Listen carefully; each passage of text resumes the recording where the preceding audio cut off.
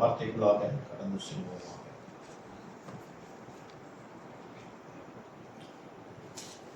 நம் ஆண்டவராகிய இயேசு கிறிஸ்துவின் பரிசுத்த நாமத்திற்கு ஸ்தோத்திரம். கிறிஸ்து பிரியமானவர்களே, கப்பல் என்ற தலைப்பிலே நாம் தொடர்ச்சியாக 6வது மாதமாக நாம் தியானித்து வந்து கொண்டிருக்கிறோம். இந்த நாளில் 18வது பாகம் கப்பல் என்ற தலைப்பிலே நாம் தியானித்து கொண்டிருக்கிறோம். ஆமென். கர்த்தர் நல்லவர். அநேக புதிய காரியங்களை கர்த்தர் நம்மோடு கூட இடைப்பட்டு பேசிக் கொண்டிருக்கிறார். இந்த நாளுடைய கப்பல் 18வது பாகத்தினுடைய செய்தியின் தலைப்பாக நான் வைத்திருக்கிறது என்னவென்றால், உலக ஆலோசனையும் வேதத்தின் எச்சரிப்போம். உலக ஆலோசனையும் வேதத்தின் எச்சரிப்போம். ஆமென். Worldly advice and God's warning. அப்படியாக கர்த்தர் நம்மோடு இடைப்பட்டு பேசுவாராக. அப்போஸ்தலர் நடபடிகள் 27வது அதிகாரம். அப்போஸ்தலர்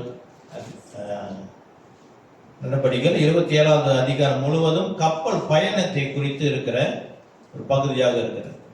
பவுலுடைய ரோமாபுரிக்கு போகிற பயணம். இது 3 மிஷனரி பயணம் முடித்து பைபிள் ஸ்டடிக்கு வரவங்களுக்கு தெரியும். இப்போ வந்து அவர் ட்ரையல் நடந்துட்டு இருக்குது. 25, 26வது அதிகாரம்லாம் வந்து ட்ரையல் நடக்குது. அவரே நியாயம் விசாரிக்கப்படுகிறார். அந்த இந்த பகுதி என்றால் 26 கடைசியில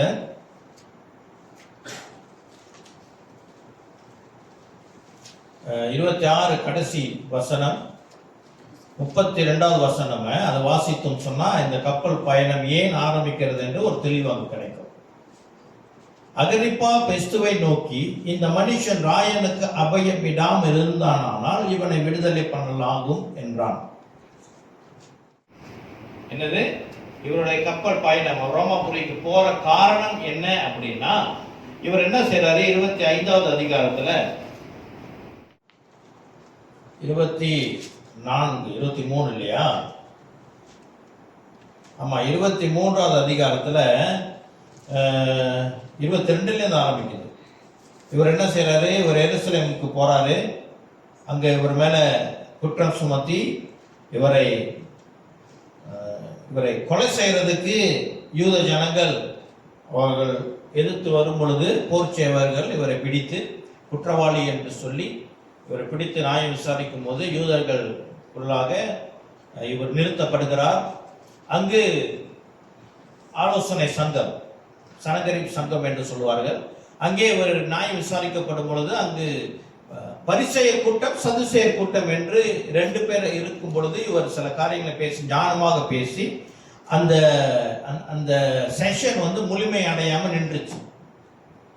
அப்போ இவர் அடுத்து என்ன செய்யணும் அப்படின்னு யோசிக்கும் பொழுது என்ன செய்யறாங்க? இவர் ரோமர் போர்ச்சவர்களால கைது செய்யப்பட்டிருக்கிறதுனால ரோம ராயனிடம் இவர் ஒப்பு கொடுக்கப்பட வேண்டும் என்று இவரை ரிக்வெஸ்ட் பண்றாரு. அதெல்லாம் நீங்க நம்ம படிப்போம், பைபிள் ஸ்டடி இன்னும் வருவோம். ஆனால் இன்னைக்கு ஷிப் பத்தி பேசுறதுனால 27க்கு நேராக போகிறோம்.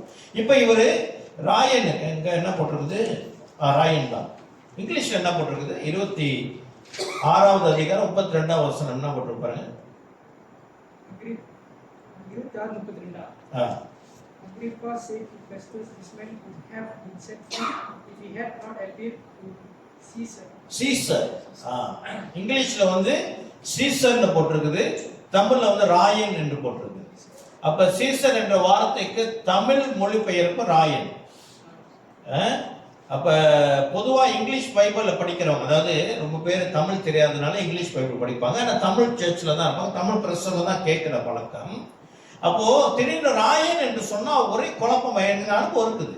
நான் ஒரு பையன்கிட்ட பேசி இருக்கும் பொழுது இந்த மாதிரி ராயன் அப்படி சொல்லும் பொழுது ராயனா, ஏன்னா அந்த பகுதியில் அவங்களுக்கு இருக்கிற பேர் வந்து சீசர். அப்ப இது நம்ம விலைக்கு 2 பேரும் ஒரே ஆளு தான். ஓகே, அப்படி யாருன்னா சீசர்னா அங்க இத்தாலி ரோமாபுரியில இருக்கிற ராஜா. ஓகே, அவர் தான். அவர்கிட்ட ஒரு நியாயம் விசாரிக்கப்படணும்னு சொல்லிட்டு அவரை ரிக்வெஸ்ட் பண்ணோன்னா அங்க போறதுக்கு தான் கப்பல் ஏத்துறாங்க. எப்ப இன்னைக்கு என்ன செய்ய போகிறோம்? அந்த கப்பல் பயணம் முடிந்த அளவுக்கு 27வது அதிகாரம் இதனால முடிக்க பார்ப்பேன். இல்லை என்றால் அடுத்த வாரம் நம்ம தொடர்ச்சியாக தொடர வேண்டியதாக இருக்கும். ஆகையினாலே நாம் முதல் வசனத்திலிருந்து நாம் சற்று தியானிக்க போகிறோம். அதுக்கு முன்பதாக ஒரு இன்ட்ரோடக்ஷன் கொடுக்குற பவுலை பத்தி. பவுல் என்னன்னு சொன்னா, நம்ம அப்போஸ்தலர் நடபடிகள் பார்த்தோம் என்று சொன்னால், அன்னைக்கு இடத்துல ஒரு கப்பல் பிரயாணம் செய்கிறார். சில இடத்துல அவர் கப்பல் பிரயாணம் செய்யறது எழுதப்படல. ஆனா நம்ம பைபிள் ஸ்டடியில பார்த்தோம், அவர் சென்ற இடங்கள் ஒரு இடத்துல இருந்து அடுத்த இடம் கடல் தாண்டி தான் போனோம். அவர் கண்டிப்பா கப்பல்ல தான் போயிருப்பார் அப்படின்னு சொல்லி நம்ம பார்த்தோம். ஆமென். ஆக அவர் அநேக கப்பல் பயணங்களை மேற்கொண்டவர் தான். கப்பல் பயணம் என்பது பவுலுக்கு புதிது அல்ல. இதை நான் முக்கியமா சொல்றேன். நம்ம இன்னைக்கு இதுல தான் சில காரியங்கள் ஆண்டு நம்ம ஒன்று பேச போகிறோம். கப்பல் பயணம் என்பது பவுலுக்கு புதிது அல்ல. ஓகே, அப்படி இருக்க, ஆனால் இந்த கப்பல் பயணமோ மிகவும் பாடுள்ளதாக இருக்கிறது. It's very hard. ரொம்ப கடினமான ஒரு பயணமாக இது இருக்கிறது. இதுக்கு முன்னுக்கு அவர் கப்பல்ல பாடுபட்டதெல்லாம் அவர் இல்ல, அந்த மாதிரி அனுபவம் இல்லை. சரியா? ஏன் இல்லை? இருந்துச்சுன்னா எழுதப்பட்டிருக்கும். எழுதப்படலன்னா அவர் கப்பல்ல அநேக கடினமான பயணத்தில் அவர் போனதில்லை. ஆனால் இந்த பயணம் இருக்கிறது. ஆமென். நமக்கு தெரியணும். we must know.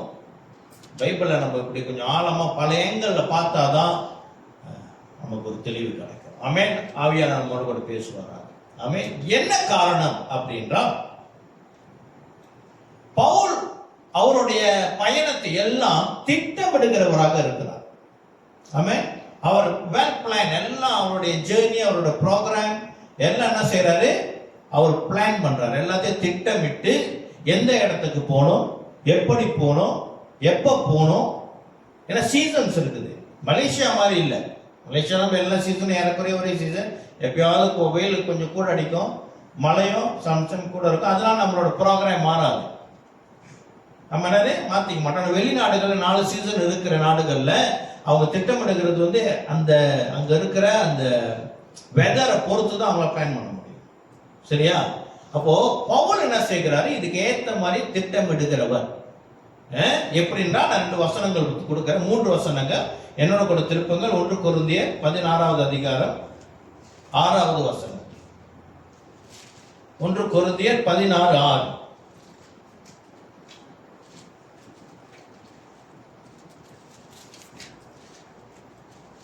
நான் எங்கே போனாலும் நீங்கள் என்னை வழிவிட்டு அனுப்பும்படிக்கு நான் உங்களிடத்தில் சில காலம் தங்க வேண்டியதா இருக்கும். ஒருவேளை மழைக்காலம் முடியும் வரைக்கும் இருப்பேன்.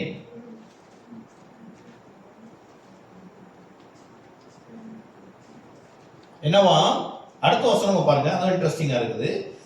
இப்பொழுது வழிப்பிரயாணத்திலே உங்களை கண்டு கொள்ள மாட்டேன். கர்த்தர் உத்தரவு கொடுத்தால் உங்களிடத்தில் வந்து சில காலம் தங்கிருக்கலாம் என்று நம்புகிறேன்.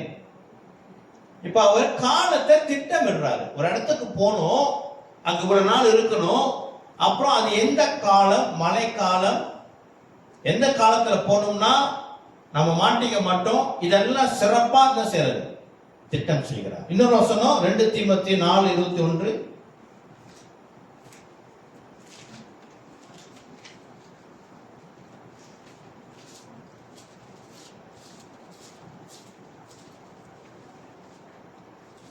மாறி காலத்துக்கு முன் நீ வந்து சேரும்படி ஜாக்கிரதை படு அப்படின்னு யாருக்கு? தீமோத்திக்கு ஒரு ஆலோசனை கொடுக்கிறார். அதான் மாறி காலம்னா மழைக்காலம். மழைக்காலத்துக்கு முன்பதாக நீ வந்து சேர்ந்து விடு அப்படின்னு ஆலோசனையும் கொடுக்கிறார். ஏன்னா அவருக்கு தெரியும் மழைக்காலம் வந்துச்சுன்னா டிராவல் பண்ண முடியாது, பிரயாணம் பண்ண முடியாது, நிறைய சிக்கல் இருக்கும். கிறிஸ்து பிரியமானவர்களே, இவர் செய்கிற திட்டம் என்னன்னா தேவ ராஜ்யத்துக்கு ஏற்ற திட்டத்தை செய்கிறார். ஆமே. இன்னொரு வசனத்தை படிச்சிருவோம். தீத்து, அது பக்கத்து புத்தகம், தீத்து 3:12. நான் அர்த்தெமாவையாவது தீகிக்கையாவது உன்னிடத்தில் அனுப்பும் போது நீ நிக்கோபோலிக்கு என்னிடத்தில் வர ஜாக்கிரதை படு. மாறி காலத்திலே அங்கே தங்கும்படி தீர்மானித்திருக்கிறேன். என்னவா? என்ன தீர்மானம் செய்திருக்கிறாரு? மழை காலத்துல ஒரு இடத்துல தங்கணும், அது மழை காலத்துக்கு ஏற்ற ஒரு இடமாக இருக்க வேண்டும் என்று திட்டமிடுகிறார். ஆமென். அல்லேலூயா. அவர் என்ன திட்டம் பண்ணா எனக்கு என்ன, அவர் எங்க போனா எனக்கு என்னன்னு ஒரு வேளை யோசிக்கிறோம். அப்படிதானே? கிறிஸ்து பிரியமானவர்களே, கிறிஸ்தவர்கள்ட்ட இருக்க வேண்டிய ஒரு முக்கியமான குணாதிசயம் இந்த திட்டமிடுகிறது. ஆமென்.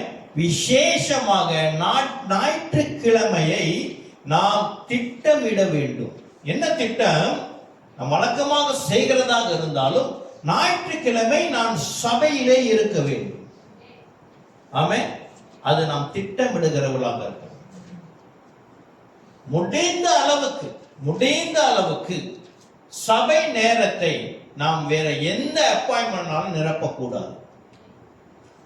கூடுமானால் அந்த முழு ஞாயிற்றுக்கிழமையையும் அது கர்த்தருக்கு என்று நாம் ஒதுக்க வேண்டிய நாளாக இருக்கிறது. இது 10 கற்பனைகளிலே ஒரு முக்கியமான கற்பனை. இது கர்த்தரால் கொடுக்கப்பட்ட கட்டளை. ஆமென். ஜோஷுவா அன்னைக்கு இல்ல, ஜோஷுவா அடிக்கடி ஒரு காரியம் சொல்லுவார், எனக்கு ரொம்ப பிடிக்கும். என்னன்னு சொன்னா, நம்ம சுற்றி இருக்கிற நண்பர்களுக்கு தெரிய வேண்டும். அவர்கள் அவிசுவாசிகளாக இருக்கலாம், விசுவாசிகளாக இருக்கலாம், யாராக இருந்தாலும் அவர்களுக்கு தெரிய வேண்டும், இந்த நபர் ஞாயிற்றுக்கிழமை is not available for us. இவர் ஜோஷுவா, டர்பின், இவங்க எங்களுக்கு ஞாயிற்றுக்கிழமை சொந்தம் அல்ல, அவரை வைத்து நாங்கள் ஒன்றும் திட்டமிடக்கூடாது என்று நம்ம சுத்தி இருக்கிறவர்களுக்கு தெரிய வேண்டும். அப்படியாக நம்முடைய ஜீவியம் இருக்க வேண்டும். ஆமென். நம்முடைய திட்டம், நம்ம விசுவாசம், நம்முடைய விசுவாசத்தை கிரியை, விசுவாசத்தை வெளிப்படுத்துகிற, விசுவாசத்துக்கு நம்ம நிற்கிற ஒரு இடம் சபை. ஆமென். இது நாம் திட்டமிட வேண்டும். அல்லேலூயா. ஆகையினாலே பவுல் தன்னுடைய ஊழியத்தை திட்டமிடுகிறதுனாலே இவர் எங்கேயும் போயிட்டு மாட்டிக்கொள்ளவில்லை. அவர் ஒரு இடத்துல கொரிந்தியர் தான் நினைக்கிறேன் அங்க சொல்றாரு, கடிதத்தில் சொல்றாரு, எந்தெந்த பாடுகளை பட்டு வந்தேன் அப்படின்னு சொல்லும் பொழுது அவருக்கு எதனாலே அவர்கள் பாதிப்பு, எதனாலே அவர் தாக்கப்பட்டார் அப்படின்னு சொல்லும்போது இந்த கப்பல் பிரயாணம் 27வது அதிகாரத்தையும் அதில் குறிப்பிடுகிறார். மற்ற எங்கேயும் கப்பல் பிரயாணத்தில் அவர் மாற்றினதாக எழுதவில்லை. ஆமென். ஏன் அப்படி என்றால் 27வது அதிகாரத்தில் இருக்கிற கப்பல் பிரயாணம் இவருடைய திட்டம் அல்ல. It is not his plan. ஆமென். அப்ப அது யாரோட திட்டம் என்றால் நம்ம பார்க்க போகிறோம் யாரோட திட்டம். மறுபடியும் அப்போஸ்தலர் நடவடிக்கை 27வது வசனத்துக்கு போவோம். அதுல ஒரு வசனத்தை முதல்ல காட்டிடுறேன். 10:11 27:10-11. அவர்கள் எங்களுக்கு அநேக மன்னிக்கவும் 28 படிக்கிறேன். 27:10. இப்ப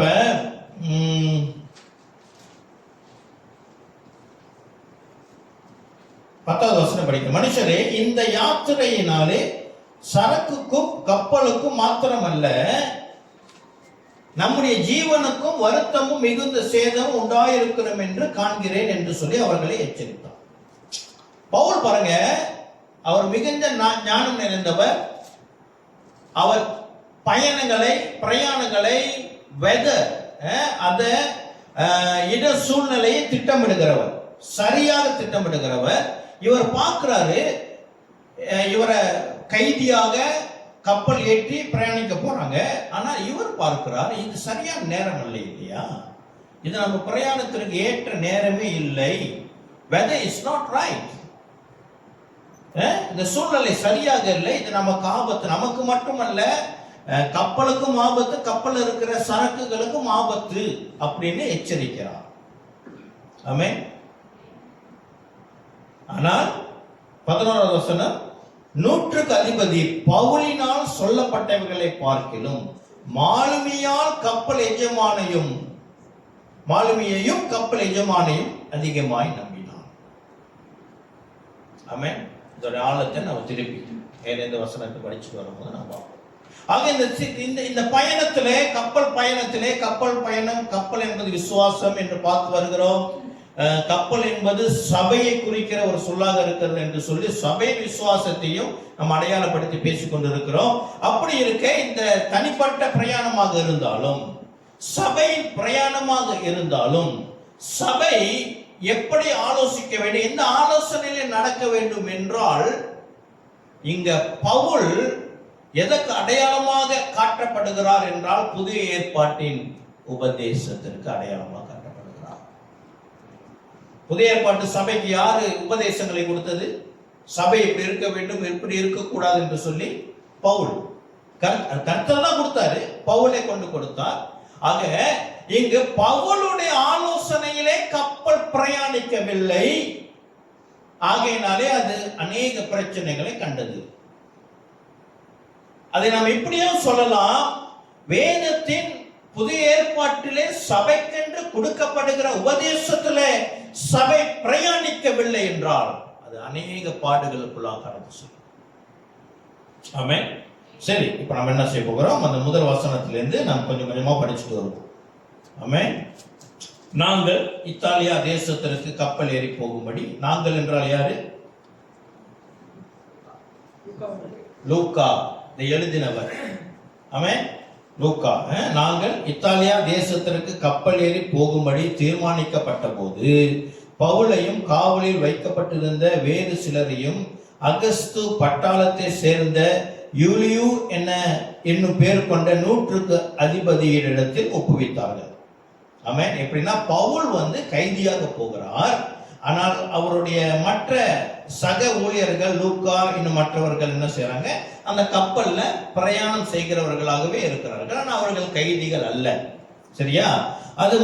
அது அதிரமித்தியம் ஊர் கப்பலில் நாங்கள் ஏறி ஆசியா நாட்டு கரைப்பிடி தோட வேண்டும் என்று நினைத்து புறப்பட்டோம். மக்கதோனியா தேசத்து தெசலோனிக்கே பட்டணத்தானாகிய அரிஸ்தருக்கு எங்களுடனே கூட இருந்தான். மறுநாளில் சீதோன் துறைப்பிடித்தோம். யூலியு பவுலை பட்சமாய் நடப்பித்து அவன் தன் சிநேகரிடத்தில் போய் பராமரிப்படையும்படிக்கு உத்தரவு கொடுத்தான். யாரு? இங்க பாருங்க, சிநேகிதர்கள்னா யாரு? சக ஊழியர்கள்.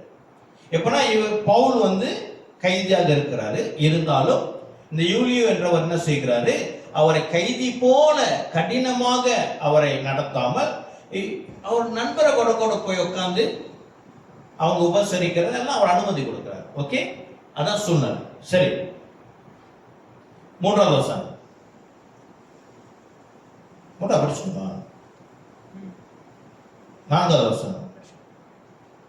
அவ்விடம் விட்டு நாங்கள் புறப்பட்டு எதிர்காற்றா இருந்தபடியினால் சீப்புரு தீவின் ஓரத்திலே ஓடினோம். 4வது வசனம். எப்படி கப்பல்? இப்ப பாருங்க, கப்பல் இவங்க பின்பு சிலிசியா அவ்விடம் விட்டு நாங்கள் புறப்பட்டு எதிர்காற்றானபடியால் சீப்புருத்தின் ஓரத்திலே ஓடினோம். பின்பு சிலிசியா பம்பிலிய நாடுகள் வழியாக ஓடி ஈசியா நாட்டு. 6வது வசனத்துல தான் அவங்க கப்பல் ஏறுறாங்க. ஆமென். இத்தாலியாவுக்கு போகிற அலெக்சாந்திரியா பட்டணத்து கப்பலை 100 அதிபதி அங்கே கண்டு எங்களை அதில் ஏற்றினான். 6வது வசனத்துல இவங்க எங்கேருந்து வருகிற கப்பலா தெளிவா போடப்பட்டிருக்கிறது. இத்தாலியாவுக்கு போகிற அலெக்சாந்திரியா பட்டணத்து கப்பலை 100 அதிபதி அங்கே கண்டு எங்களை அதில் ஏற்றினான். அலெக்சாந்திரியா கப்பல். அலெக்சாந்திரியா என்பது இது முக்கியமான ஒரு சரித்திர குறிப்பு உங்கள்கிட்ட சொல்றேன். அலெக்சாந்திரியால தான் உலகத்துடைய முதல் லைப்ரரி இருந்துச்சு. அங்க உள்ளவங்க எல்லாம் பட்டதாரிகள், படித்தவர்கள், ஞானிகள், பிலாசபர்ஸ் அங்க அநேகர் வந்திருக்கிறாங்க. அலெக்சாந்திரியா பட்டணம் மிகவும் ஞானம் நிறைந்த ஜனங்கள் இருக்கிற ஒரு இடம். ஆமென். அதை நாம் எப்படியாவது ஒரு அடையாளமாக எடுக்கலாம் என்றால் அது உலகத்து ஞானம் என்று நாம் அடையாளம் எடுத்துக்கொள்ளலாம். நானுடைய பிரசங்கத்தில் இந்த அலெக்சாந்திரியா கப்பல் எதை குறிக்கிறது? உலகத்தின் ஞானத்தை குறிக்கிறது. ஆமென். இப்போ இந்த விசுவாசிகள் எதிலே ஏற்றப்படுகிறார்கள்? அதாவது சபை அல்லது விசுவாசிகள் உலக ஞானத்திலே பிரயாணிக்க தொடங்குகிறார்கள். நம்ம பிரயாணிக்க வேண்டியது எதுல? கர்த்தருடைய வார்த்தையிலே. உலக ஞானம் வேறு, தேவ ஞானம் வேறு. Godly wisdom is different, worldly different is different. ஆமென். அப்ப நம்ம பிரயாணிக்க வேண்டியது கர்த்தருடைய ஞானத்திலே, கர்த்தருடைய வழி நடத்தல், கர்த்தருடைய ஆலோசனை, கர்த்தருடைய ஞானம் என்ன போதிக்கிறதோ அதிலே ஒரு விசுவாசி, ஒரு சபை பிரயாணிக்க வேண்டும். ஆனால் இங்க அலெக்சாந்திரியா கப்பல் ஏறும்பொழுது எதை குறிக்கிறது என்றால், உலக ஞானத்திலே ஒரு தனி நபரும் சரி, ஒரு சபையும் சரி பிரயாணிக்கிற ஒரு அடையாளமாக காணப்படுகிறது. இப்ப இந்த பயணத்தில் என்ன நடக்கிறது அப்படி என்றால், 7வது வசனம், அது 7வது வசனம் போதும் என்பதாக, ஒரு கிறிஸ்தவனும் ஒரு சபையும் உலக ஞானம், உலக ஆலோசனையில நடக்க கூடாது. அது வேதம் நம்மை எச்சரிக்கிறது. சங்கீதம் 1:1, முதல் சங்கீதம் முதல் வசனம், துன்மார்க்கருடைய ஆலோசனையில் நடவாமலும் பாவிகளுடைய வழியில் நில்லாமலும் பரியாசக்காரன் உட்காரும் இடத்தில் உட்காராமலும் கர்த்தருடைய வேதத்தில் பிரேமாயிருந்து இரவும் பகலும் அவருடைய வேதத்தில் தியானமாய் இருக்கிற மனுஷன் பாக்கியவான். அல்லேலூயா. வேதம் எச்சரிக்கிறது. கிறிஸ்தவர்களுக்கு இருக்கிற முதல் எச்சரிப்பு மிகவும், எப்பொழுதும் எந்த சூழ்நிலையும் கவனமாக இருக்க வேண்டியது என்ன, நான் யாருடைய ஆலோசனைக்கு கீழ்ப்படுகிறேன், யாருடைய ஆலோசனையை நான் கேட்கிறேன். ஆமென். இப்ப தடி எடுத்தால்னா தண்டால் அப்படின்னு ஒரு பழமொழி இருக்கு. தண்டால்னா செக்யூரிட்டி. ஓகே, தண்டால்னா செக்யூரிட்டி. தண்டால்னா என்னது? தண்டால்னா அந்த அந்த மார்ஷல் ஆர்ட் அந்த மாதிரி இருக்குல்ல, அந்த மாதிரி உள்ள சொல்ல, இல்லை ஒரு காவல் செய்கிறவர்களா? அந்த அளவுக்கு புலவர் நம்ம மத்தியில யாரும் இல்லை. எனக்கு தெரிஞ்சு தண்டால்னா அந்த காவல் காக்கிறவங்க, செக்யூரிட்டி கார்டு இருக்கிறாங்களே, பாதுகாக்கிறவங்க, ஒரு கிராமத்தை பாதுகாக்கிறவங்க, அவங்க கையில எப்பொழுது என்ன இருக்கும்? தடி இருக்கும். எதுக்கு? பாதுகாப்புக்கு. அப்ப தடி எடுத்தவெல்லாம் தண்டால் அப்படின்னா, யார் கையிலெல்லாம் தடி இருக்குதோ அவங்க எல்லாம் பாதுகாக்கிறவங்க அல்ல. அப்படி இல்லை, பாதுகாக்கிற குவாலிட்டி இருக்கணும். அது போல அந்த பழமொழியான அர்த்தம். அது போல இப்போ யாரெல்லாம் பேசணும்னு நினைக்கிறவங்களும் அவங்க எல்லாம் ஆலோசனை கொடுக்குறவங்களா மாறிட்டாங்க. விசேஷமா அவங்க பயன்படுத்துகிற இந்த இளைய தடங்கள், டிக்டாக், இதெல்லாம் என்னென்னமோ ஆலோசனை கொடுத்துட்டு இருக்கிறாங்க. அதுல அநேகர் இந்த ஹெல்த்தோட ஆலோசனை கேட்டு மோசம் போகிறவர்களும் இருக்கிறாங்க. இதை செய்யுங்க, அதை செய்யுங்க, இதை செய்யுங்க, அதை செய்யுங்க. இவங்களுக்கு எங்கேருந்து வந்துச்சு தெரியல. இவங்க ஆலோசனை பண்ணி பார்த்தாங்களும் தெரியல. ரொம்ப நாய் சொல்லுது.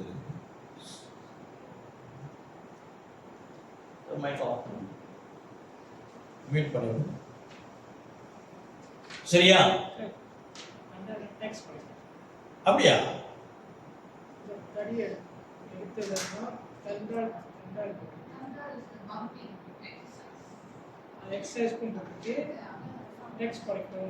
ஓகே, எப்படியோ அதோட அர்த்தம் புரியுதுல்ல? எல்லாருமே தண்டால் ஆக முடியாது. தடி வச்சோம்னா தண்டால் ஆக முடியாது. அதுக்குன்னு குவாலிஃபிகேஷன் வேணும். ஓகே, சரி. அப்ப உலக ஆலோசனைகளை நாம் கேட்காதவர்களாக இருக்க வேண்டும். இப்ப சில நல்ல கதைகள் வரும், அந்த வாட்ஸ்அப்ல ஏதாச்சும் வீடியோ செஞ்சு போடுவாங்க, நல்ல வாய்ஸ் ஓவர், நல்ல ப்ரொஃபஷனல் ரெக்கார்ட் பண்ணி போடுவாங்க. அதுல நான் ஒரு கதை கேட்டேன். பல கதைகள் கேட்டிருக்கேன். ஒன்று எனக்கு ஞாபகம் இருக்குது. அந்த கதை என்னவென்றால்,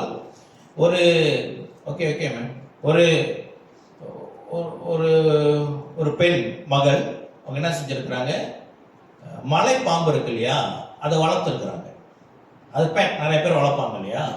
வளர்க்கும் பொழுது அது ஒரு குறிப்பிட்ட அளவு வந்ததுக்கு அப்புறம் அது சாப்பிட்றது இல்லையா. இந்த கதை கேட்டிருப்பீங்களா?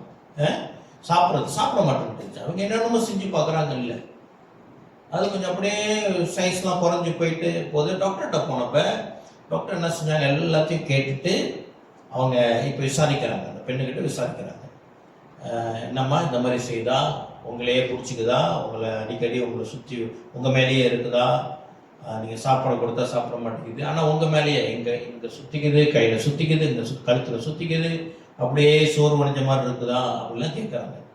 இந்த மகள் சொல்கிறாள், ஆமாம் உண்மைதான், அப்படி தான் செய்யுது, சாப்பிடவே மாட்டேங்குது, என் கூடயே தான் இருக்குது அப்படின்னு. அப்போ இவர் சொல்கிறாரு, இந்த பாம்பு உங்களை சாப்பிடுவதற்கு தன்னை தயார் செய்து கொண்டிருக்கிறது.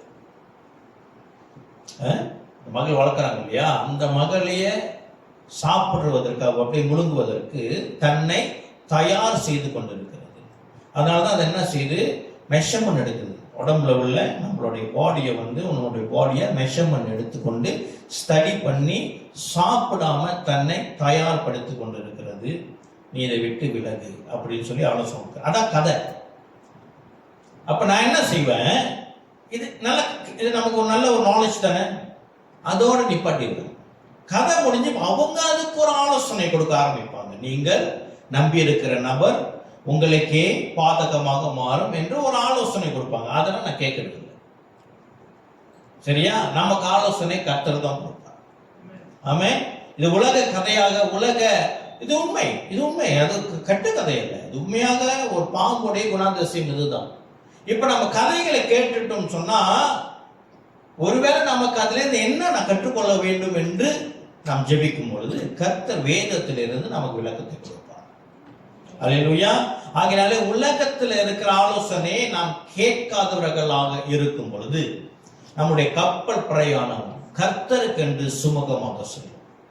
பாடுகள் வேற, பாடுகள் உங்களுக்கு உபத்திரம் வேற, உபத்திரம் உங்களுக்கு வரும்னு ஆண்டவர் சொல்லிட்டாரு, அது வேறு.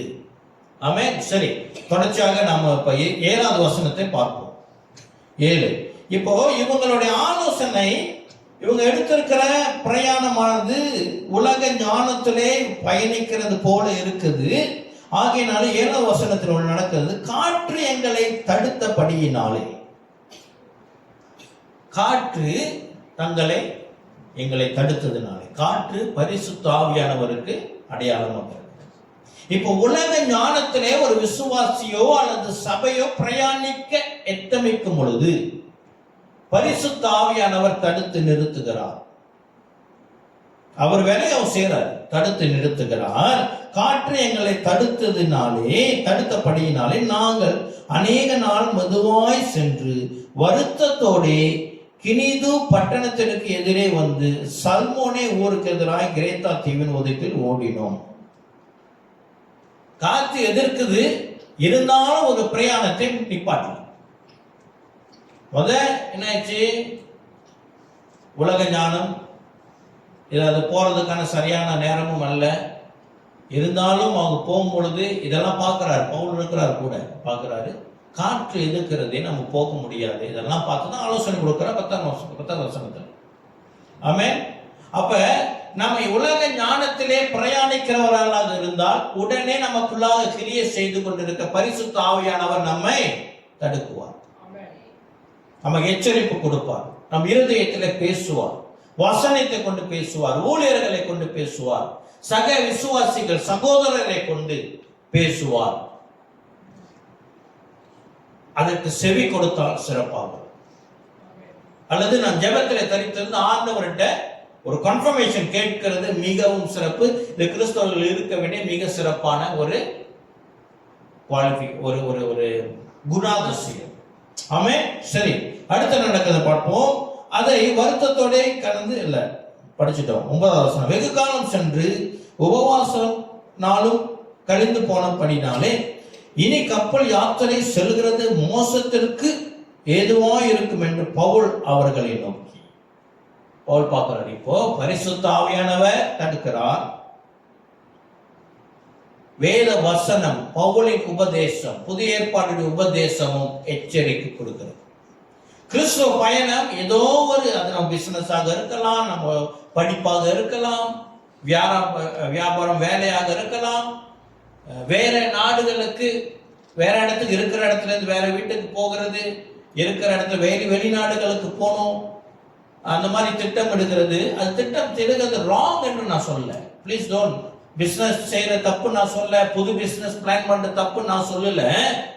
ஆனால் இந்த திட்டம் கர்த்தரிடம் வரவில்லை என்றால், ஆண்டவரிடமிருந்து அது வரவில்லை என்றால் அதை பரிசுத்த ஆவியானவர் என்ன செய்கிறாரா? தடை செய்கிறார். பரிசுத்த ஆவியானவர் மாத்திரமல்ல, வேத வசனமும் அதை தடை செய்கிறது. என பவுலும் எச்சரிப்பு கொடுக்கிறார். ஆமென். என்ன சொன்னா பவுலுடைய உபதேசம், பவுல் எதுக்கு? புதிய ஏற்பாட்டினுடைய உபதேசத்துக்கு அடையாளமாக இருக்கு. ஆமென். பரிசுத்த ஆவியானவர் தடை செய்கிறார், வேத வசனமும் உபதேசமும் தடை செய்கிறது.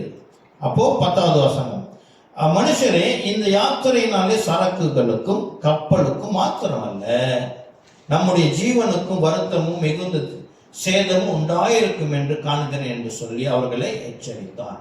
பவுல் எச்சரிக்கிறார். இப்ப பவுல் எச்சரிக்கும் பொழுது இது வேத வசனம், புதிய ஏற்பாடுடைய உபதேசங்களாக கருதப்படுகிறது.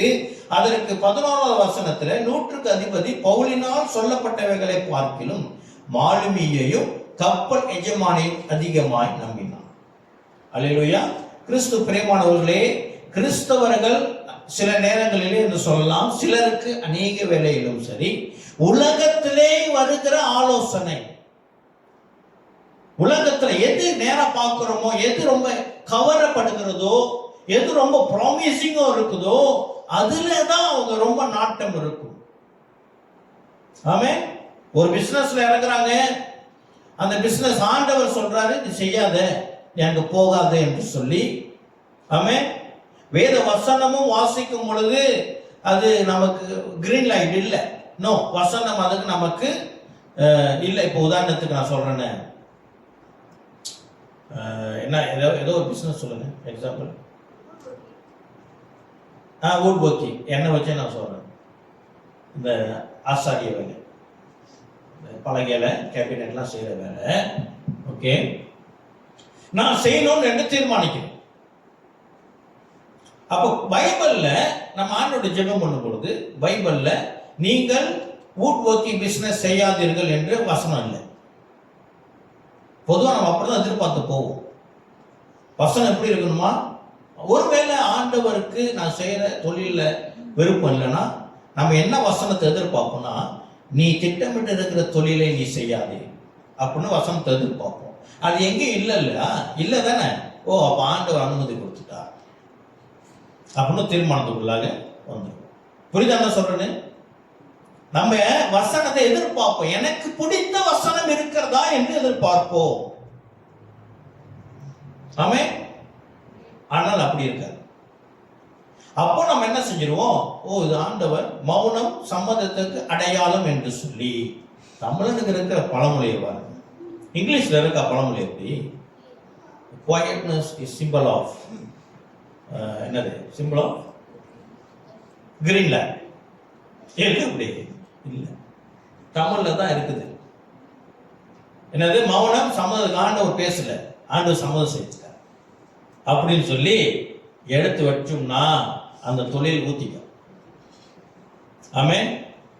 அப்ப கிறிஸ்து பிரியமானவர்களே, என்ன செய்யணும்? உலகத்துல இப்ப இந்த சூழ்நிலையில இப்ப என்ன செய்வாங்க? இப்ப இந்த வுட் ஒர்க்கிங் பிசினஸ்ல இருக்கிறவங்க இவங்க என்ன பார்ப்பாங்க? உலகத்துல இருக்கிற இந்த வாய்ப்பு, நல்ல ஆப்பர்ச்சுனிட்டி இருக்கு.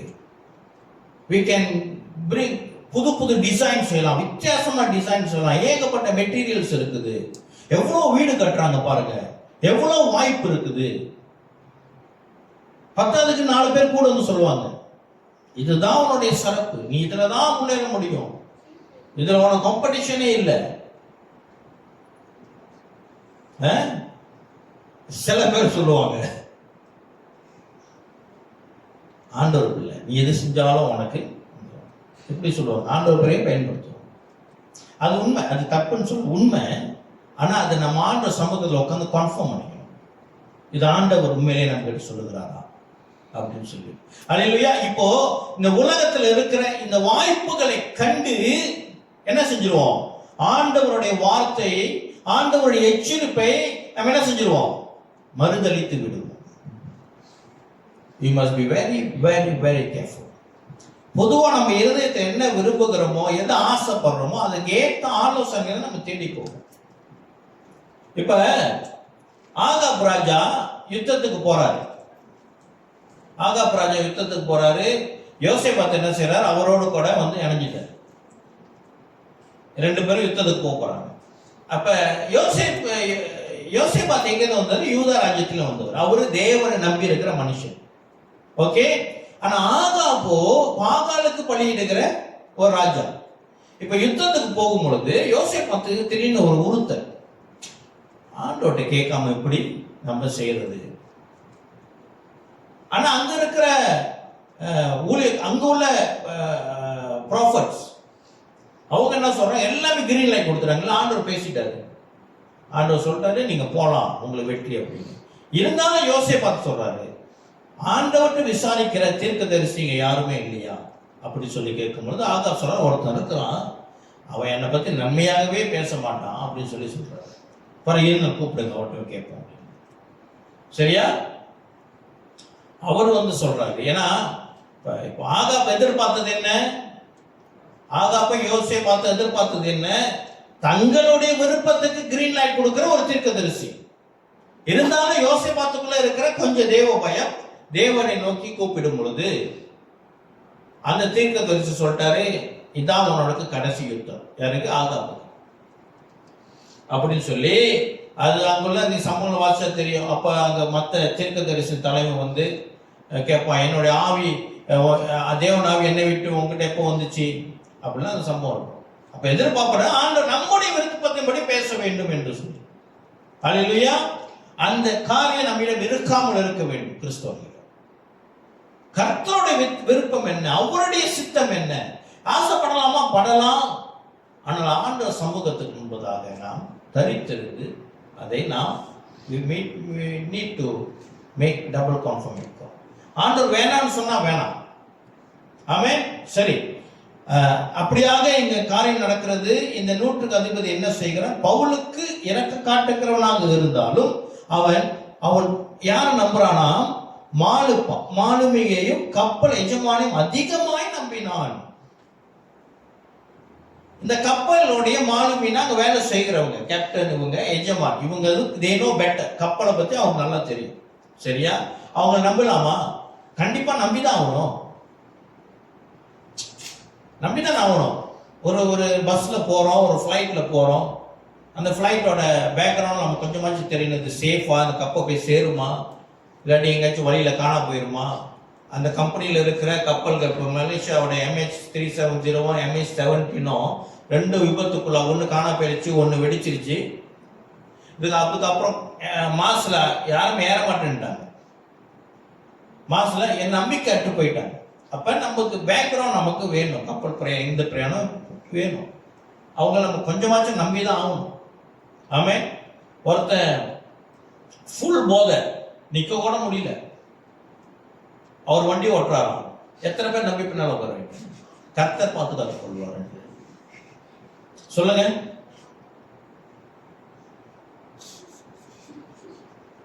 எனக்கு முடக்காவே தான் பதில் சொல்றது ஒலிவியா பொழுதும். ஒரு நாள் உட்கார வச்சுதான் பார்க்கணும். சரியா? அப்ப நம்பிக்கை வேணும், நம்ம நம்பணும். ஆனா அங்க நடந்தது என்ன? வசனம் தெளிவாக போட்டிருக்கிறது, மாலுமியையும் கப்பல் எஜமானையும் அதிகமாய் நம்பினான். இதுதான். அப்ப என்ன, பவுலுடைய வார்த்தையை நம்பி இருக்கான், பவுலுடைய எச்சரிப்பையும் he considered, but yet யார் அதிகமா நம்புறாங்க? அப்போ கிறிஸ்தவர்கள் என்ன செய்வாங்க? பைபிளே நம்புறேன், ஆனா இது இன்னும் கவருது, இங்க உள்ள ஆப்பர்ச்சுனிட்டி இன்னும் நல்லா இருக்குது. பைபிள் 2000 வருஷத்துக்கு முன்னுக்கு எழுதப்பட்டது. இப்ப லோக்கல் ட்ரெண்ட் வேற, இதுதான், இதுல காசு போட்டாதான் அப்படி பார்க்க முடியும் அப்படின்னு சொல்லி உலகத்தினுடைய ஆஃபர்ஸ், உலகத்துடைய வாய்ப்புகள் மிகவும் கவரத்தக்க, மிகவும் நம்பிக்கை உள்ளதாக இருக்கும். விழிப்பாய் இருக்க வேண்டிய தன்மை நம்மிடம் இருக்க வேண்டும். சரி, அடுத்து அந்த துறைமுகம் 8வது வசனமா? இல்ல, இங்க வந்துட்டோம், 12க்கு வந்துட்டோம். அந்த துறைமுகம் மழை காலத்திலே தங்குவதற்கு வசதியா இராதபடியினால் அவ்விடத்தை விட்டு தென்மேற்கையும் வடமேற்கையும் நோக்கி இருக்கும் கிரேத்தா தீவில் உள்ள துறைமுகமாகிய பெனிக்ஸ் என்னும் இடத்தில் சேரக்கூடுமானால் சேர்ந்து மழை காலத்தில் தங்கும்படி அநேகர் ஆலோசனை சொன்னார்கள். 10க்கு எத்தனை பேர் ஆலோசனை கொடுக்குறாங்க? இப்ப கூட அநேகர் ஆலோசனையை கொடுக்குறாங்க. இப்ப ஆமென்.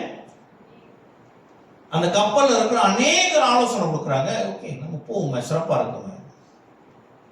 ஆமென். நம்ம எடுக்கிற தீர்மானங்கள்ல முதல் சொன்னேன், உலகத்துல இருக்கிற ஆஃபர்ஸ் ரொம்ப கவர்ச்சியாக இருக்கும். பத்தாவதுக்கு அநேகர்கிட்ட போயிட்டு ஆலோசனை கேட்கிறோம். ஆமென். ஆலோசனை கேட்கும் போதே இப்ப முதல் சொன்ன இல்லையா ஆகாப்பட கதை, ஆலோசனை கேட்கும் போது தெரியும் இவர்கிட்ட போனா நிச்சயமா முடியாதுதான் சொல்லுவாரு, ஆகையினால இவர்கிட்ட போக வேண்டாம். ஆமென். என்கிட்ட ரொம்ப பேர் வரதில்லை ஆலோசனை, ரொம்ப பேரு ஆலோசனைக்கு வரதில்லை. இந்த தாடிகாரன்ட்ட போனா பைபிளை திருப்பி காட்டுவான். ஆமென். கவர்ச்சியான ஆலோசனை நம்ம கிட்ட இருக்காது. கர்த்தருடைய சித்தம் எதுவோ, கர்த்தர் என்ன நியமித்திருக்காரோ, கர்த்தர் முன்னுக்கு உட்கார்ந்து தேவ ராஜ்யத்துக்கு எது ஏதுவோ, ஆமென், அதுக்குள்ள ஆலோசனையை கொடுக்கிறவர்கள்ட்ட நம்ம ஆலோசனை கேட்க வேண்டும். தேவ மனிதர்கள் ஆலோசனை கேட்க வேண்டும். ஆமென். தேவ நம்பிக்கை அற்றவர்களிடம் போயிட்டு, அவிசுவாசிகள்கிட்ட போயிட்டு ஆலோசனை கேட்க கூடாது. அல்லேலூயா. சரி, இப்ப என்ன கட்டுச்சு உங்களை? ஒன்று, மாலுமியும் கப்பல் எஜமானம் இருக்கிற அதிகமான நம்பிக்கை. இரண்டாவது, அநேகருடைய ஆலோசனை. 13வது வசனம். இந்த ஆலோசனையெல்லாம் கேட்டு இவங்க வெளியாகும் பொழுது ஒரு நல்லது நடக்குது. என்ன? தென்றல் மெதுவாய் வடிந்தபடியால், மெதுவாய் அடித்தபடியால் தாங்கள் கோரினது கை கூடுதென்று எண்ணி அவ்விடம் விட்டு பெயர்ந்து கிரேத்தா தீவுக்கு அருகாக ஓடினார்கள். என்ன? மாலுமி எக்ஸ்பர்ட், கப்பலுடைய குரூ எக்ஸ்பர்ட், கேப்டன் எக்ஸ்பர்ட், எஜமான் எக்ஸ்பீரியன்ஸ். ஆமென். பத்தாவது மற்றவங்க எல்லாரும் சப்போர்ட் பண்றாங்க. அதுக்கு ஏத்த மாதிரி சில அடையாளமும் இருக்குது. ஸ்மூத் பிகினிங், அழகா ஆரம்பிக்குது. என்னவா? தென்றல் மெதுவாய் அடித்தபடினா அழகான காத்து அடிக்குது. பார்க்கும்போது வெரி நைஸ். அல்லேலூயா. அப்படிதான் தெரியும். ஆமென். ஆனால் அங்க நடந்தது என்ன? பவுலுடைய ஆலோசனை தான் உண்மையாக இருந்தது. அப்போ வேத வசனத்துடைய ஆலோசனை உண்மை. இங்க மற்றது எதெல்லாம் நம்பிக்கைக்குரியதாக இருக்கிறதோ, அழகாக இருக்கிறதோ, இதெல்லாம் பொய். ஆமென். சத்தியத்தை நீங்கள் அறிவீர்கள், சத்தியம் உங்களுக்கு விடுதலை அளிக்கும். சத்தியத்தை பிடித்திருக்கிறவர்களாக நாம் இருக்கும் பொழுது உலகத்திலே நமக்கு முன்பதாக காணப்படுகிற பொய்களிலே நாம் மாட்டிக்கொள்ள மாட்டோம். கிறிஸ்துவுக்கு பிரியமானவர்களே, அல்லேலூயா. நாம் விடுதலை அடைந்தவர்களாக. கர்த்தருக்கு பயந்து சொல்லுகிறேன், நம்ம பரலோகத்துக்கு போகும்போது தான் தெரியும். ஆண்டவர் லிஸ்ட்டை தூக்கி போட்டார்னா, யாரெல்லாம் ஆண்டவர் வசனத்தை காத்திருக்கிறவர்களாக இருந்தால் ஆண்டவர் சொல்லுவார், எதெல்லாம் நீ போய் மாட்டிக்க வேண்டி இருந்திருக்கோம், வசனத்தை கேட்டதுனால நீ எப்படி தப்பிக்கப்படுவாய், எப்படி தப்பிக்கப்பட்டாய் என்று ஆண்டவர் நிச்சயமா நமக்கு வெளிப்படுத்துவார். ஆமென். அப்பதான் தெரியும். அல்லேலூயா. சரி, அடுத்து பார்ப்போம். அழகான ஒரு ஒரு அடையாளத்துல தென்றல் காத்து அடிக்க ஆரம்பிக்கிறாங்க. 14ஆம் வசனம் எப்படி ஆரம்பிக்குது பாருங்க. கொஞ்ச நேரத்துக்குள்ள, கொஞ்ச நேரம் தான், நம்பிடாதீங்க.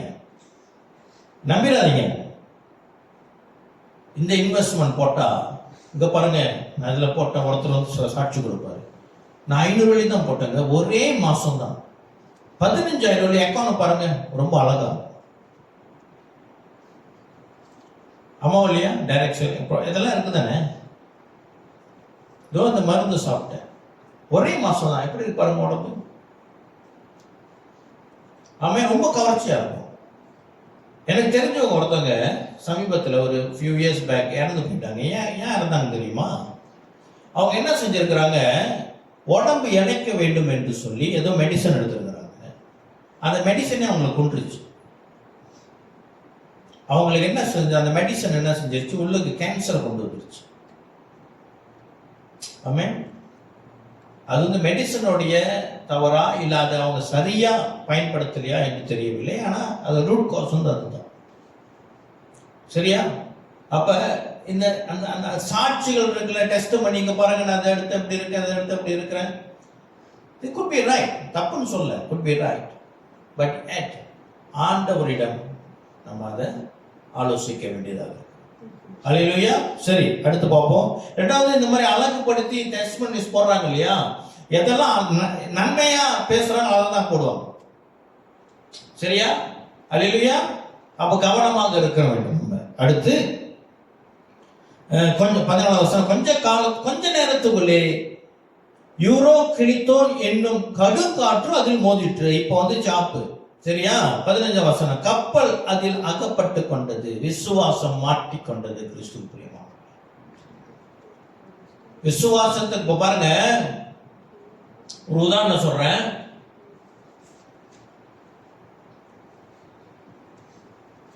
கிறிஸ்தவருடைய வாழ்க்கையில சில பொருளாதார குறைபாடுகள் இருக்கும்.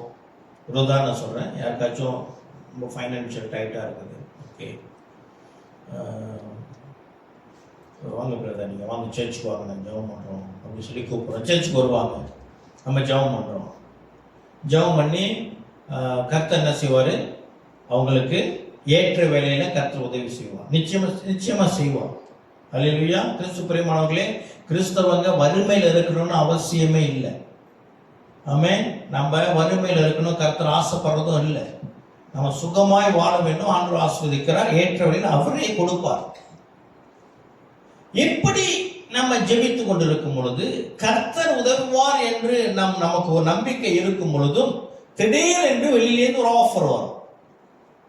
வெளியிலேருந்து ஒரு நல்ல ஆஃபர் வரும், நல்ல வேலை, நல்ல வியாபார ஆப்பர்ச்சுனிட்டி வரும் பொழுது நம்ம என்ன நினைச்சிருவோம்? ஓ, இது ஆண்டவர் தான் கொடுக்குறார். ஜெபம் இருக்கும், சபை ப்ரே பண்ணுது, ஆண்டவர் தான் கொடுக்குறார். இதை போயிட்டு மறுபடியும் ஆண்டவர் உட்காந்து ஜெபித்து கன்ஃபர்மேஷன் கேட்கறது அல்ல.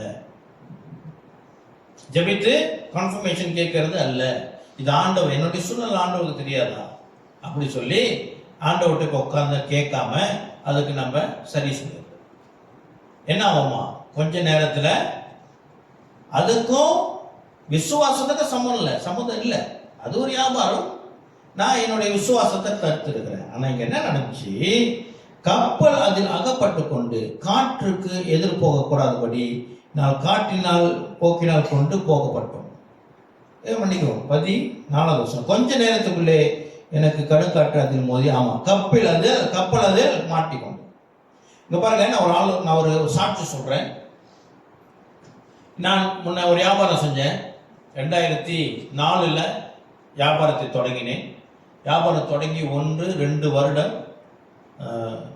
முதலீடு இல்லாததுனால ரொம்ப கஷ்டம், ரொம்ப ஃபைனான்ஷியல் ரொம்ப மாட்டிக்கிட்டு இருந்துச்சு. அப்போ நம்ம என்ன செய்கிறோம்? ஆண்டவர் உண்மையாக இருக்கிறோம், ஜெபம் பண்ணுறோம். ஆண்டவர் தான் அந்த வியாபாரத்தை கொடுத்தார். இன்னைக்கு நம்புகிறேன், அந்த வியாபாரத்தை ஆண்டவர் தான் எனக்கு ஆசீர்வதித்தார். ஆமே. ஆனால் அந்த வியாபாரத்திலிருந்து நான் ஐஸ்வர்யன் ஆகணும்னு சொல்லிட்டு அவர் எனக்கு ஆசீர்வதிக்கலை. ஆனால் அந்த வியாபாரம் செய்ததுனால தான் நான் ஒரு வசனத்தில் வளர்ந்தேன். ஆமே. அதுக்காக தான் கர்த்தர் நியமித்தார். அப்போ ஆனால் அந்த 2 வருஷத்துல இருந்த சூழ்நிலையில் திடீர்னு ஒரு நல்ல ஒரு ஆஃபர் எனக்கு வந்துச்சு.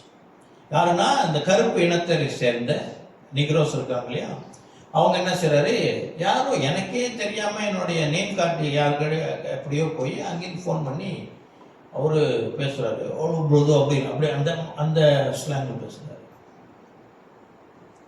நான் அந்த மாதிரி என்ன சொல்றாருன்னா, ஆப்பிரிக்காவில் ஏதோ ஒரு நாட்டிலேருந்து வந்திருக்கிறேன், எனக்கு வந்து காடியோட ஸ்பேர் பார்ட்ஸ் வாங்கணும், மெர்சிடிஸ்,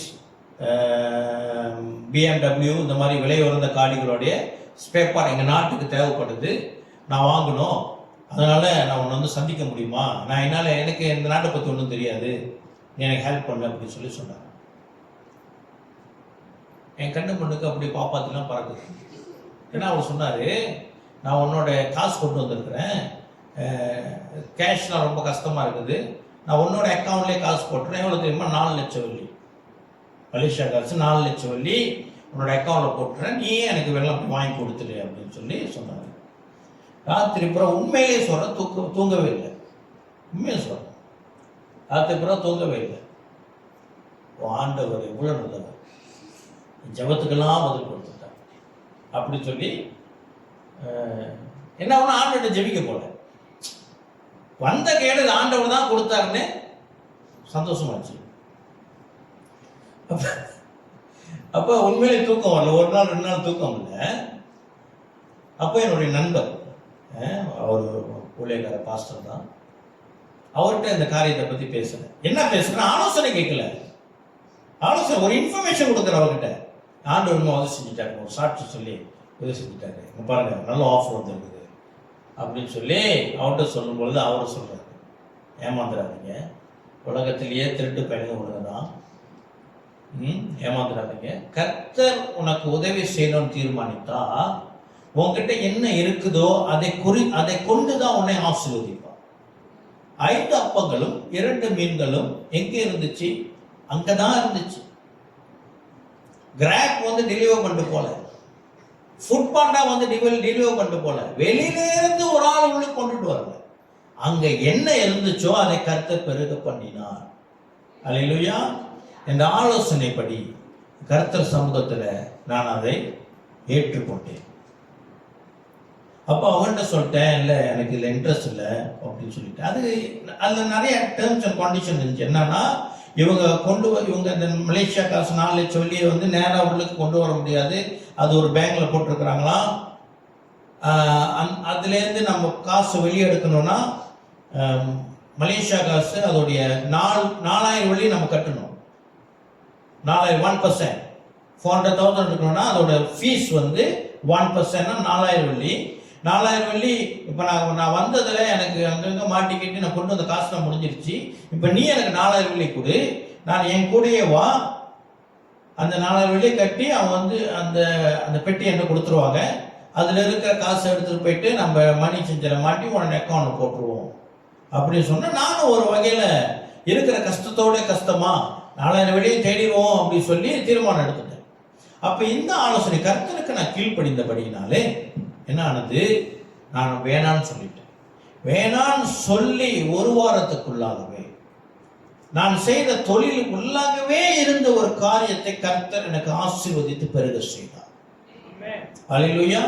இதன் வாழ்க்கை நடந்த உண்மை. ஆமென். ஆக உலகத்தில் வருகிற காரியத்துக்கு நாம் என்ன செய்யக்கூடாது?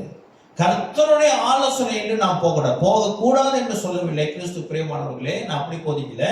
என்ன சொல்றேன், நம்ம உலகத்துல வாழ்றோம், உலகத்துல இருக்கிற வியாபாரம் தொழிலை செஞ்சாதான் வருமானம் ஈட்ட முடியும். உலக தொழில் எல்லாம் பாவம் என்று நான் சொல்லவில்லை. எதை செய்தாலும் கர்த்தருடைய ஆலோசனையோடு நாம் செய்கிறவர்களாக இருக்க வேண்டும். சரியா? அடுத்து எதுல இருக்கிறோம்? 16வது வசனம். அப்பொழுது அப்படி கிளவியுதா எனப்பட்ட ஒரு சின்ன தீவின் ஒதுக்கிலே ஓடுகையில் வெகு வருத்தத்தோடு படவை வசப்படுத்தினோம். அதை அவர்கள் தூக்கி எடுத்த பின்பு பல உபாயங்கள் செய்து கப்பலை சுற்றி கட்டி சொறி மணலிலே விழுவோம் என்று பயந்து பாய்களை இறக்கி விதமாய் கொண்டு போகப்பட்டார்கள். மேலும் பெரு காற்று மலையில் நாங்கள் மிகவும் அடிப்பட்டபடியினால் மறுநாளில் சில சரக்குகளை கரையில் எழுதார்கள். 17வது வசனம். அதை அவர்கள் தூக்கி எடுத்த பின்பு, இப்ப அங்க ரொம்ப அழுத்தம் அதிகமா இருக்குது. அது கப்பல் சுத்தி படகு கட்டி வச்சிருப்பாங்க. படகு கப்பலை சுத்தி இருக்கும். அதெல்லாம் இதா இருக்குதான், அதெல்லாம் சேர்த்து அது திருப்பி ஒரு ஒழுங்கு பண்றாங்க. அதை அவர்கள் தூக்கி எடுத்த பின்பு பல உபாயங்கள் செய்து கப்பலை சுற்றி கட்டி சொறி மணலிலே விழுவோம் என்று பயந்து பாய்களை இறக்கி இவ்விதமாய் கொண்டு போகப்பட்டார்கள்.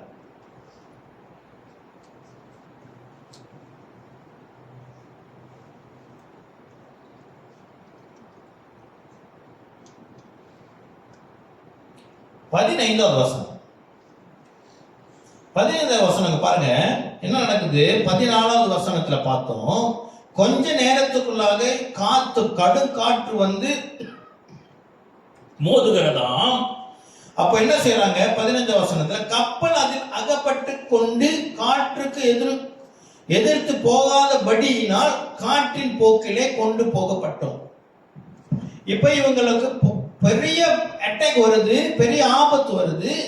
இந்த ஆபத்திலிருந்து அவங்க சற்று தங்களை என்ன செய்ய வேண்டுமா? விடுதலை ஆக்கி கொள்ள வேண்டுமா? அப்ப கிறிஸ்து பிரியமானவர்களே, சில தவறான ஆலோசனைகளில மாட்டி நம்முடைய விசுவாசம் தவறான பாடுகள் இருந்த பயணத்தில் போகும் பொழுது பரிசுத்த ஆவியானவர் அப்போது முதலே தடுக்கிறார். அப்பொழுது நம்மளை விட்டுவிடாதபடி மறுபடியும் நம்மளை வழி நடத்த நமக்கு 2வது வாய்ப்பு கொடுக்கிறவராக இருக்கிறனால நம்ம என்ன செய்ய வேண்டும்? அவருடைய போக்கிலே போக விட வேண்டும். அதுதான் இங்க நடக்கிறது. என்ன செஞ்சாங்க? கப்பல் அதில் அகப்பட்டு கொண்டு காற்றுக்கு எதிர்த்து போகாத கூடாதபடியினால் காற்றின் போக்கிலே கொண்டு போகப்பட்டோம்.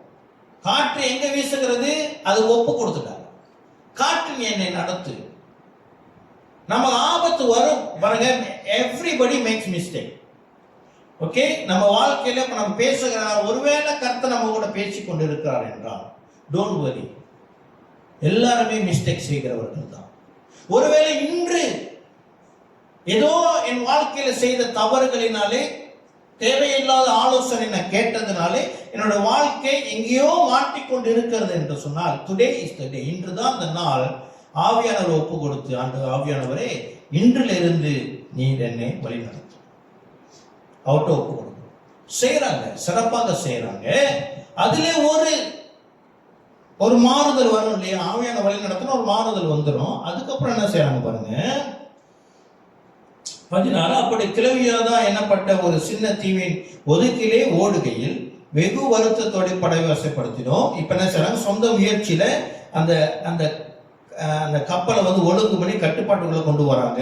அதை அவர்கள் தூக்கி எடுத்த பின்பு பல உபாயங்கள் செய்து, சொந்த முயற்சிகளை செய்து, கப்பலை சுற்றி கட்டி சொரிமணலிலே விழுவோம் என்று பயந்து பாய்களை இறக்கி விதமாய் கொண்டு போகப்பட்டாங்க. இப்ப என்ன செஞ்சிட்டாங்க? புது ஆப்பர்ச்சுனிட்டி கொஞ்சம் இருக்கு தப்பிப்பதற்கு என்று சொல்லி, ஆவி காற்று தன்னை நடத்தாதபடி என்ன செய்யறாங்க? பாய்களை கீழே இறக்கிட்டாங்க. பாய் இருந்துச்சுன்னா தானே என்ன செய்யும்? காத்து கொண்டு செல்லும். ஆவியானவர் நமக்கு ஒப்பு கொடுத்ததுக்கு அப்புறம் ஆவியான கொண்டு செல்வார். கொஞ்ச தூரம் போகும் பொழுது பார்ப்போம், ஓகே இப்ப நல்லதா இருக்குது அப்படின்னு சொல்லி மறுபடியும் ஆவியானவரை விட்டு விலகி போயிடும். ஆமென். எத்தனை பேர் சொல்லுங்க உண்மை ஆண்டு 2 பேசி கொண்டிருக்கிறார். ஆமென். என்னுடைய வாழ்க்கையிலும் இருந்த காரியங்களை இதுக்கு நான் சாட்சியாக சொல்றேன். சரி, அப்புறம் நடக்கிறது 17வது வசனத்துல சில முக்கியமான வார்த்தைகள் வருகிறது. என்ன? அதை அவர்கள் தூக்கி எடுத்த பின்பு பல உபாயங்கள் செய்து கப்பலை சுற்றி கட்டி சொரிமணலே விழுவோம் என்று பயந்து. என்ன வருமா? பயம் வரும். கிறிஸ்து பிரியமானவர்களே, இங்க பாருங்க, ஒரு முக்கியமான ஒரு காரியத்தை சொல்லுகிறேன். நம் வாழ்க்கையிலே ஆண்டவர் பேசுகிறார் அல்லது பிசாசு வஞ்சிக்கிறார் என்பதை நாம் அறிந்து கொள்ள வேண்டும் என்றால், ஆண்டவர் பேசும் பொழுது அது எவ்வளவு ஒரு பாடுகள் நிறைந்த காரியத்தை ஆண்டவர் பேசினாலும் சரி, அல்லது ஏதோ ஒரு ஒரு ஒரு தீமை நம்ம கிட்ட வரப்போகிறது, அப்படி சில காரியங்கள் ஆண்டவர் அனுமதிப்பாங்க என்று ஆண்டவர் நம்மகிட்ட பேசினாலும் என்னவோ நமக்கு சமாதானம் வரும். ஆனால் பிசாசுகிடமிருந்து ஒரு செய்தி நமக்கு வருகிறது என்றால் அதை நாம் எப்படி கண்டு கொள்வது? உடனே நமக்குள்ள ஒரு திகில் வந்துடும், ஒரு பயம் வந்துவிடும். நமக்கு பயம் வந்துவிடும். நேற்று நடந்த ஒரு சம்பவத்தை சொல்றேன். சில பேர் திருமணத்தில் இருந்தாங்க, சரியா? நேற்று திருமணத்தில், கேத்தலிக் சர்ச் திருமணத்தில் இந்த ஃபாதர் ராங்கான ஸ்டேட்மெண்ட் கொடுத்துட்டாரு. அப்போ நான் டின்னரில் அதை பற்றி எனக்கு ப்ரே பண்ணுற நேரத்தில் அதுக்கான சில காரியங்கள் விலைக்கு சொன்ன கேட கொஞ்ச நேரம் கழித்து அங்கேருந்து எனக்கு சில பேர் தகவல் கொடுக்குறாங்க. அன்பார்ந்தவர்கள் தகவல் கொடுத்தாங்க. இந்த மாதிரி சில கத்தோலிக்க ஜனம் இப்போ உங்கள் மேலே ரொம்ப கோபமாக இருக்கிறாங்க. எனக்கு அதை கேட்டோன்னே ரொம்ப சந்தோஷமாக இருந்துச்சு. அவர்கள் எப்பயாச்சும் ஒரு வாய்ப்பு கிடைச்சிச்சு ஆண்டவருக்கு நிற்பதற்கு சொல்லி. ஆமென். நான் ஏன் நான் சொல்கிறேன்னு சொன்னால், இப்போ நான் ஏற்கனவே சொல்லியிருக்கிறேன், நம்ம சாட்சி பல தடவை சொல்லியிருக்கிறேன். இப்போ மறுபடியும் எங்கள் குடும்பத்தில் என்னை அங்கீகரிக்கிறாங்க, ஜெபம் பண்ண கூப்பிடுறாங்க. இப்படி இருக்கும். ஒரு நாள் நான் உட்காந்து யோசித்தேன், ஒருவேளை நான் ஆண்டவருக்கென்று வைராக்கியமாக இருக்கிறது கொஞ்சம் நின்று போச்சோ? ஆண்டவருக்கு நிற்கும் பொழுது நமக்கு எதிர்ப்பு வருகிறது. இப்ப எல்லாம் காரியங்கள் கூடி வருது. 2 நன்மை இருக்குது. ஒன்று கர்த்தர் கூட்டி சேர்க்கிறார், அல்லது நான் கொஞ்சம் இறங்கி போயிட்டணும் அப்படி சொல்லி கொஞ்சம் என்னை ஆராய்ச்சி பார்க்கும் பொழுது நான் யோசிச்சேன்ல, நம்ம ஆண்டவர் சரியாக தான் நிற்கிறோம். ஒரு நல்ல ஒரு சமாதானம் கிடைச்சிச்சு. அப்ப நேற்று எனக்கு என்ன ஒரு சமாதானம் என்றால், ஓகே ரைட், நம்ம சரியான ட்ராக்ல தான் இருக்கோம். எதிர்ப்பு வந்தது என்று சொன்னா என்னது? நம்ம சரியான பாதையில தான் ஓடிக்கொண்டு இருக்கிறோம். என்று சொல்லி கொஞ்ச நேரத்துல இன்னொரு பயம் உள்ளே வந்துச்சு. ஐயோ, நான் தப்பா பேசிட்டணும், நானு தப்பா ஏதோ செஞ்சிட்டணும் அப்படின்னு சொல்லி ஒரு திகில், ஒரு பயம் என்னை பிடித்தது. அப்போ ஆண்டவர் பேசுகிறார், நான் உன் தேவன். அல்லேலூயா. சத்தம் எனக்கு கேட்டுச்சு. அவ்வளவு பிஸியான டிஸ்ட்ரக்ஷன் ஆண்டவர் பேசின, ஐ எம் யுவர் காட், நான் பேசுகிறேன் அப்படி சொல்லி அவர் ஆறுதல் படுத்தி என்னிடம் பேசினார். சமாதானம் வந்து. அல்லேலூயா. ஆமென். இந்த பயம் வந்துச்சுன்னு சொன்னா நீங்க உடனே பயம் பண்ணி ப்ரே பண்ணுங்க. ஏன்னா இந்த பயம் ஒரு மனிதனுடைய ஹார்ட்டை பிடிக்கும், ஹார்ட் அட்டாக் கொண்டு வரும். பயத்துக்கு வல்லம் இருக்கு. we must bind it. அது நம்ம தேவையில்லாது. இப்போ இவங்களுக்கு என்ன ஆயிடுச்சு? பயம் பிடிக்கிறது. சரியா? இந்த வசனம் வந்து 17. இவங்க பயத்துக்கு போய் என்ன செய்யறாங்க? இந்த காரியங்களை செய்யறாங்க. 18வது வசனம், மேலும் பெரும் காட்டு மலையில் நாங்கள் மிகவும் அடிபட்டதினாலே மறுநாளில் சில சரக்குகளில் கடலில் எரிந்தார்கள். இப்ப காற்று அடிக்குது, மழை பெய்யுது, மாட்டிக்கிட்டு இருக்கிறாங்க, போற வழி தெரியல.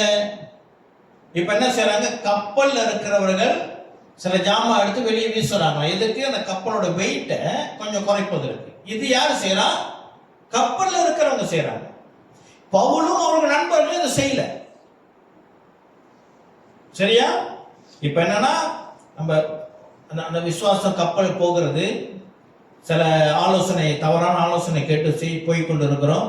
போகும் பொழுது சில காரியங்கள் வந்து நம்ம இடமிருந்து பிரிஞ்சு போகும். அதை எப்படி சொல்லலாம்னு சொன்னா, அடுத்த வசனத்தை நான் சொல்லும்போது உங்களுக்கு சரியா வரும். சில காரியங்களை இது மறுபடியும் ஒரு ஆலோசனை. என்ன? ஒரு தப்பான ஆலோசனையில தான் கப்பல் போயிட்டு இருக்குது, இவ்வளவு பிரச்சனை. இப்ப இடையில பரிசுத்த ஆவியான உதவி செய்கிறார். அதையும் சில நேரத்தில் நம்ம தடுத்து விடுகிறோம். மறுபடியும் சில ஆலோசனைகளை, உலக ஆலோசனைக்கு கீழ்ப்படாதவர்களாக இருக்கணும். என்ன அந்த ஆலோசனை என்றால், அவங்க என்ன செய்யறாங்களா, சில சரக்குகளை கடலில் எரிந்தார்களாம். இன்னொரு ஆலோசனை. அது ஹெல்ப் பண்ணிச்சா? அது உங்களுக்கு உதவிச்சா அப்படின்னு சொன்னா, அது இவர்களுக்கு உதவவில்லை. இப்போ இவர்கள் கிறிஸ்தவர்களாக இருக்கிற பவுலும் அவருடைய சீஷர்களும் செய்து கொண்டு செய்கிறார்கள். என்ன? 3ஆம் நாளிலே கப்பலின் தளவாயங்களை எங்கள் கைகளினாலே எடுத்து எறிந்தோம். ஆமென். we have to make decision. நாம் சில தீர்மானங்கள், நம்ம சில ஏதோ ஒரு சிக்கல்ல மாட்டிக்கிட்டு நம்ம வாழ்க்கை தவறான ஆபத்தை நோக்கி பிரயாணிக்கும் பொழுது, கிறிஸ்துவ பிரியமானவர்களே, நாம் சொந்த தீர்மானங்களை எடுக்கிறவர்களாக இருக்க வேண்டும். நாம் கர்த்தருடைய சாயல்ல படைக்கப்பட்டிருக்கிறோம், மறந்துடக்கூடாது. உலகத்தில் இருக்கிற அவிவிசுவாசிகளை காட்டிலும் நாம் தேவ ஞானம் உடையவர்களாக இருக்க வேண்டும். நம்ம யாருன்னு நாம் அறிந்திருக்கிறவர்களாக இருக்க வேண்டும். நாம் ரட்சிக்கப்பட்டு இருக்கிறோம். நம்முடைய ஸ்தானம் தேவனுடைய பிள்ளைகளாக இருக்கிறோம். கிறிஸ்துவின் மனவாட்டியாக இருக்கிறோம். ஆகினாலே நாம் தீர்மானம் எடுக்கக்கூடியவர்களாக இருக்க வேண்டும். கிறிஸ்து பிரியமானவர்களே, கர்த்தர் அநேக வேளையிலே நாம் தீர்மானம் எடுப்பதற்கு நமக்கு வாய்ப்பு கொடுப்பார். நாம் அந்த வாய்ப்பை பயன்படுத்திக் கொள்ள வேண்டும். அல்லேலூயா. இந்த வசனம் அது 19. இதோட நான் முடிக்கிறேன். கண்ட்ரி பண்ண முடியல, நான் நிறைய இருக்குது. இன்னும் எத்தனை வசனம் இருக்கு பாருங்க, 44 வசனம் வரைக்கும் இருக்குது. அதனால நான் இன்று இந்த 19 முடிக்கிறேன். நமக்கு இந்த ஃபாதர்ஸ் டே கேக் வெட்டுறதுலாம் இருக்குது. சரியா? சரி, இந்த நாளுடைய செய்தியின் சுருக்கம் நான் என்ன சொல்லுகிறேன், சமரி என்னவென்றால், விசுவாச பயணத்திலே, தனிப்பட்ட விசுவாச பயணமாக இருந்தாலும் சரி, சபையின் விசுவாச பயணமாக இருந்தாலும் சரி, பயணம் என்றாலே அதில் சிக்கலும் உண்டு, மேன்மையும் உண்டு, நன்மையும் உண்டு, தீமையும் உண்டு. ஆனால் இந்த நன்மையும் தீமையும் நம்மை சேரத்தக்க, நம்மை நாம் பாதுகாத்து கொள்ள வேண்டும் என்றால், உலக ஆலோசனைப்படி நாம் விசுவாச பயணத்திலே நாம் போகாதவர்களாக இருக்க வேண்டும். அப்படி நாம் தவறான ஒரு ஆலோசனை கேட்டு என்னோட பயணம் தொடங்குறது, புதிய காரியம் வாழ்க்கையில செய்ய போகிறேன் அப்படி என்றால் விழிப்பா இருக்க வேண்டும். பரிசுத்த ஆவியானவர் நம்மை எச்சரிப்பார். வேத வசனம் நம்மளை எச்சரிக்கும். வேத வசனம் நம்மை தேடி வரும். ஆமென். அதையும் மீறி செய்தால் அதிலே நாம் சிக்கிக் கொள்வோம். கர்த்தர் நமக்கு மறுவாய்ப்பு கொடுக்கிறவராக இருக்கிறதுனாலே மறுபடியும் நம்மை சந்திப்பார். ஆமென். கர்த்தர் இரக்கமுள்ள தேவன். அதை நாம் பற்றி கொள்ள வேண்டும்.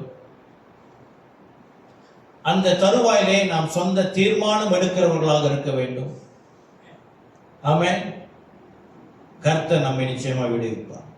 இனி வருகிற அடுத்த வசனங்களில் இருக்கிற தீமையிலிருந்து கர்த்தர் நம்மை காப்பார். எவ்வளவு பாடுகளை கடந்து போனார்கள் என்று நாம் பார்க்க போகிறோம் அடுத்த வாரம். அல்லேலூயா. அவங்க எழுந்து நின்று நாம் ஜெபித்து முடிக்க போகிறோம்.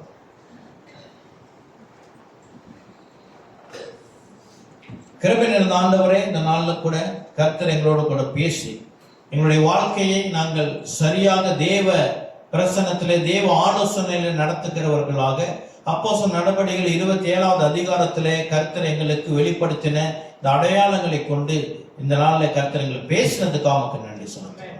ஆண்டவரே, ஒருவேளை நானும் என் வீட்டாரும் சபையில கூடி வந்திருக்கிற உங்கள் பிள்ளைகள் யாவரும் ஆண்டவரை தவறான உபதேசத்திற்கு கீழ்ப்படிந்து சில தீர்மானங்களை தவறாக எடுத்திருந்தோம் என்று சொன்னால் கர்த்தர் எங்கள் மேல் தயவாய் வந்திருக்கிற பிள்ளைகள் மேல் தயவாய் கர்த்தர் மனம் இறங்கி மன்னித்து இந்த நாளிலே கர்த்தர் மறுவாய்ப்பை கொடுக்கும்படிக்காக ஜெபிக்கிறோம். கர்த்தர் தாமே உம்முடைய ஆலோசனையிலே வேத வெளிச்சத்தின் சத்தியத்திலே பிள்ளைகள் நடக்கத்தக்க உம்முடைய கிருபை இந்த நாளில் அவர்கள் மேல் புதிதாய் இறங்கும்படிக்காக ஜெபிக்கிறேன். கர்த்தர் மன இறக்கமோடு கூட வந்திருக்கிற யாவரையும் ஆசீர்வதித்து கர்த்தர் அவருடைய சூழ்நிலை ஒருவேளை கப்பல் மாட்டிக்கொண்டு இருக்கிற சூழ்நிலை போல் இருக்கிறது என்று சொன்னால் இந்த நாள் let this be the day for them to redeem themselves. அவர்களை ரட்சித்துக் கொள்ளுகிற நாளாக கர்த்தர் அவர்களுக்கு இந்த நாளில் ஆசீர்வதிப்பீராக. பரிசுத்த ஆவியானவர் இருதயத்திலே வேத வசனத்தின் மூலியமாக பேசும்படிக்காக ஜெபிக்கிறேன். உடைய அன்பு அவர்களை தேற்றி வழி நடத்தட்டும். தாழ்த்தி ஒப்பு கொடுக்கிறேன். இயேசு கிறிஸ்துவின் நாமத்தினாலே ஏற்றுக்கொள்ளும் எங்கள் ஜீவனுள்ள நல்ல அப்பாவே. ஆமென், ஆமென், ஆமென்.